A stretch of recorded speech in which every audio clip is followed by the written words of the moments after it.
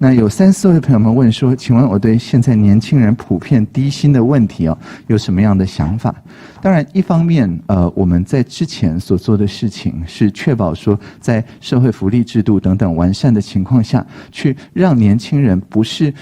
只是好像年长的人决定他要做什么工作。如果这样子的话，其实薪水不太容易高得起来了，而是他们来告诉年长的朋友说要往哪些方向来发展。那好比像说，之前我有拍过一支短片，这支短片里面我扮演哆啦 A 梦这只机器猫那来宣传一个叫做 T 大使的计划。那这个 T 就是 transformation 数位转型的 T。那 T 大使这个计划，它在3T.org.tw， 就是让刚刚毕业不到3年的这些朋友们，他不一定要学资讯科学，而是他透过掌握设计思考、掌握运算思考等等的一些训练，大概2个礼拜左右的训练，然后他实际的到全台湾需要数位转型的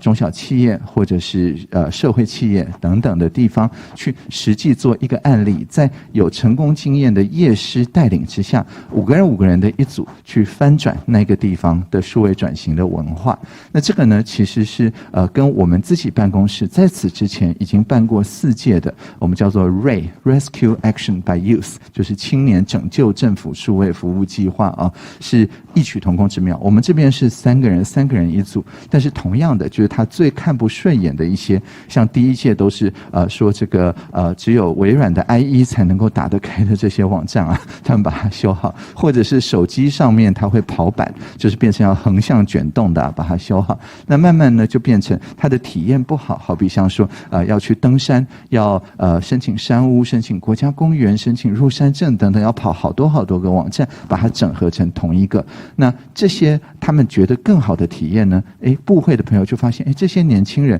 他不是只是来所谓打工或者是见习的，其实他们才是真正的我们叫 reverse mentor， 就是他是顾问，虽然是见习生的身份，但是做的是顾问的工作，来引导我们的这些部会，或者以 T 大使来讲，需要数位转型的这些中小企业或社会企业，引导他们用 digital native 数位原生的这个方法来重新检视他们的产品跟服务。那这个时候呢，当然就他们就值得比较高的薪水你给管理顾问当然是比较高的薪水嘛，所以这个文化是很重要的。那在我们的行政院里面，其实当然台湾也跟日本或者其实也跟韩国有点类似，就是还是有比较资深在体系里面待比较久的朋友，他比较有发言权这样子的一种文化。所以我们的做法就是我们让这些见习顾问都有一个很响亮的一个头衔，好比像说 T 大使，那他们的业师可能叫 T 大师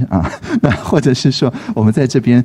是把他们叫做行政院的专案顾问，或甚至行政院的青年的咨询委员会的委员，所以我们都是称某某委员某某委员。那这样子的好处就是，当你白纸黑字写下来之后，大家尊重这个白纸黑字的头衔的程度就压过了本来那个年资比较长的人先讲话的那个态度。所以这些朋友们，像我们行政院的开放政府行动方案推动小组的委员